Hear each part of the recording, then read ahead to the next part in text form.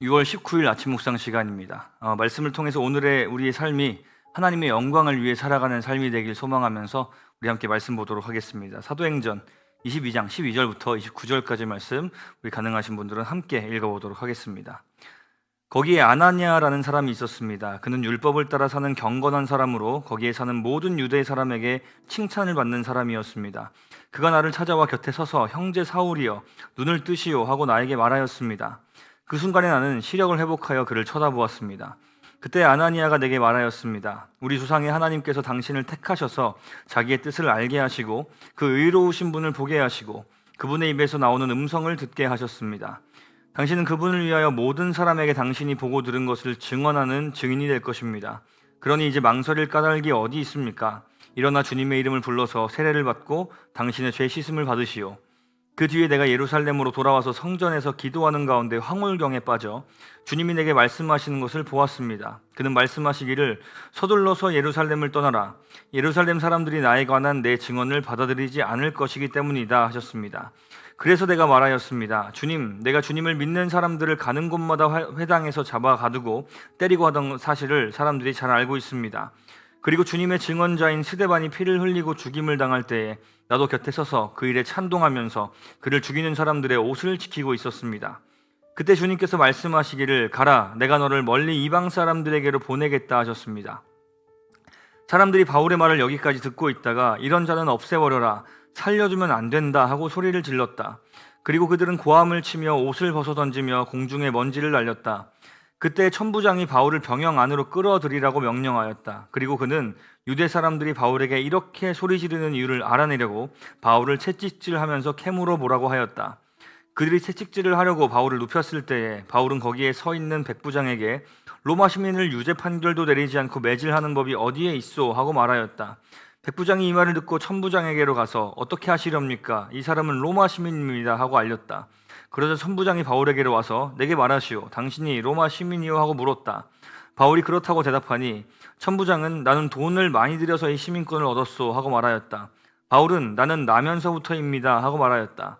그러자 바울을 신문하려고 하던 사람들이 곧 물러갔다. 천부장도 바울이 로마 시민이라는 사실을 알고는 그를 결박해 놓은 일로 두려워하였다. 아멘. 자, 오늘의 말씀은 어제에 이어서 바울의 자기 변론에 대한 이야기를 다루고 있습니다. 사도행전에는 바울이 총 3번 자기 변론을 하는 내용들이 기록되어 있는데 그중 첫 번째 변론이 바로 이 22장에 나오는 변론입니다. 바울은 태생적으로 유대인이었으며 동시에 정당한 시민권을 갖고 있는 로마인이기도 했습니다. 그리고 그는 예수 그리스도를 주로 모시고 사는, 그 이름을 증언하는 데에 자신의 삶을 들인 그리스도인이었습니다. 자, 이런 바울은 종종 자신이 하는 말의 권위에 대해서 공격을 당하곤 하였는데 오늘 본문에서도 바울은 무리들을 향해서 자신이 본래 어떤 사람이었고 어떻게 예수를 따르게 되었고 그분께 어떤 사명을 받고 살아가는가에 대해서 자세하게 설명합니다. 이 내용들은 우리가 익히 사도행전 초반부에 이제 바울의 회심 장면에서 보았던 그 내용들을 다루고 있는데요. 유대인이라는 정체성에 대한 엄청난 자부심을 갖고 있었던 자신이 예수를 믿는 자들을 잡으러 가던 길에 다메섹 길 위에서 빛 가운데 임하신 예수님을 만나게 되었고 그분의 지시에 따라 아나니아라는 사람을 또 만나게 되고 그에게 하나님께서 바울 자신을 택하여 의인이신 예수님을 보게 하시고 또 이후로 모든 사람들 앞에서 그의 증인이 될 것이라는 이야기를 자신이 들었다라는 이런 이야기들을 이제 하고 있는 것입니다. 그리고 그 이후에 바울의 말을 듣고 있던 이 유대인 무리들을 격노하게 할 만한 이야기를 바울이 이제 하게 되는데요. 17절, 18절을 함께 읽어보겠습니다. 그 뒤에 내가 예루살렘으로 돌아와서 성전에서 기도하는 가운데 황홀경에 빠져 주님이 내게 말씀하시는 것을 보았습니다. 그는 말씀하시기를 서둘러서 예루살렘을 떠나라. 예루살렘 사람들이 나에 관한 네 증언을 받아들이지 않을 것이기 때문이다 하셨습니다. 자, 여기서 지금 바울이 성전에서 황홀경에 빠져서 예수께로부터 계시를 받았다라는 것을 이야기하고 있는데요. 바울이 지금 이 이야기를 하고 있는 이 상황이 어떤 상황입니까? 율법과 성전에 대한 이 모독으로 성전에서 무리들에게 붙잡혀서 지금 이렇게 변론까지 해야 하는 상황에 처한 것이었습니다. 그러니까 이미 바울은 신성 모독에 대한 혐의를 갖고 있는 것이죠. 자, 그런데 바울이 성전에서 예수께 계시를 받았다라는 주장은 유대인 무리들에게 있어서는 또 다른 신성 모독으로 받아들여졌을 것입니다. 여러분, 성전이 어떤 곳입니까? 과거 성막 때로부터 이스라엘의 역사 가운데 하나님의 신탁이 이스라엘 민족 가운데 주어지는 굉장히 거룩하고 신성한 장소입니다. 이 장소에서 계시되는 하나님의 신탁은 절대적인 것이며 굉장히 영광스러운 일이었습니다. 그런데 지금 유대인들의 입장에서는 이 바울이라는 사람이, 이 신성 모독자가 자신의 권위와 사명이 다름이 아닌 성전에서 계시된 것이며, 그 계시를 준 자가 바로 바울이 앞서 이야기했던 의인이라고 말했던 그 예수님, 즉 유대인들이 죄인이라고 여기면서 십자가에 못 박아 죽였던 그 예수로부터 받았다라고 이야기를 하니까 그들 입장에서는 분노하지 않을 수 없는 상황이었죠. 예수가 신이라는 것을 인정해야만 하는 상황이고, 그 예수께로부터, 신인 예수께로부터 바울이 권위를 받아 말하고 있다는 것을 인정해야 되는 것이기 때문에 그들의 입장에서는 이것을 신성모독으로 받아들일 수밖에 없었던 것입니다. 자, 결국 그 분노는 어떤 모습으로 드러날까요? 22절, 23절을 한번 읽어보겠습니다. 사람들이 바울의 말을 여기까지 듣고 있다가 이런 자는 없애버려라, 살려주면 안 된다 하고 소리를 질렀다. 그리고 그들은 고함을 치며 옷을 벗어 던지며 공중에 먼지를 날렸다. 자, 이와 유사한 장면을 어디선가 보지 않으셨습니까?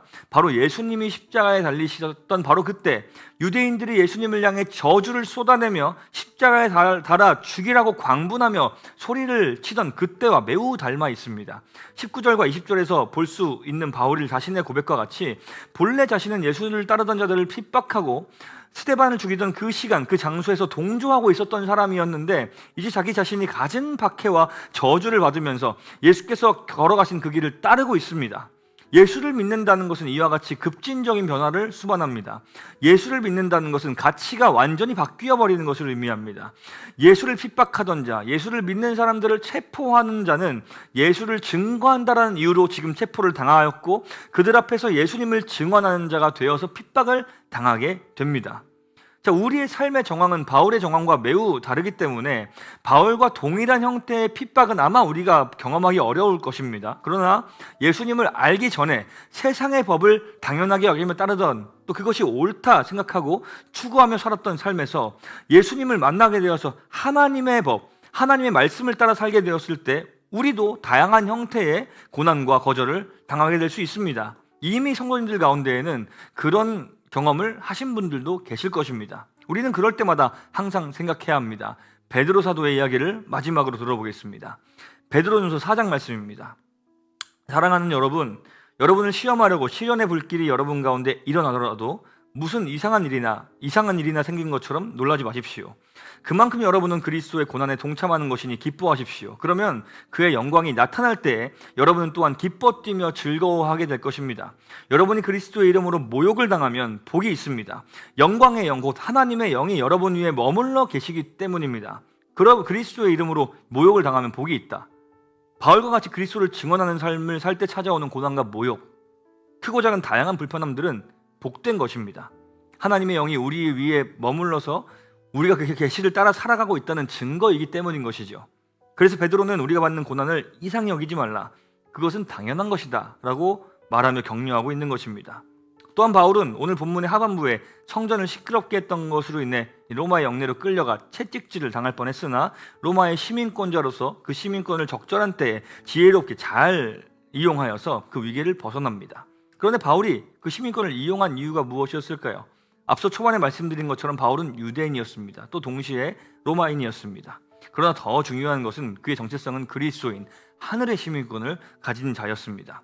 그가 하늘의 시민권을 갖지 않았다면 본문에서 본 것 같이 사람들이 벌벌 떨만한 이 로마의 시민권을 가지고 굳이 고난받지 않고 인생을 무탈하게 편안하게 살 수 있었을 것입니다. 그러나 그는 하나님의 나라에 자신의 시민권을 두며 살고 고난받았습니다. 그 안에서 자신에게 주어진 로마의 시민권과 같은 특혜들을 지혜롭게 잘 사용하여서 그리스도인으로 복음의 증거자로서의 삶을 계속해서 살아갔습니다.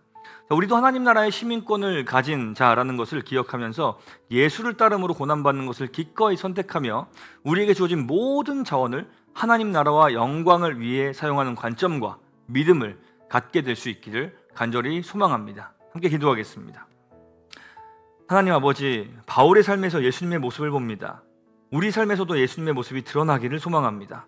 하늘의 시민권을 둔 자의 정체성을 가지고 우리가 가진 모든 것, 우리의 삶 그 자체를 하나님의 영광과 하나님 나라를 위해 드리는 삶이 되게 하여 주옵소서. 예수님을 따라가는 우리가 되게 하여 주옵소서. 감사드리며 예수님의 이름으로 기도합니다. 아멘.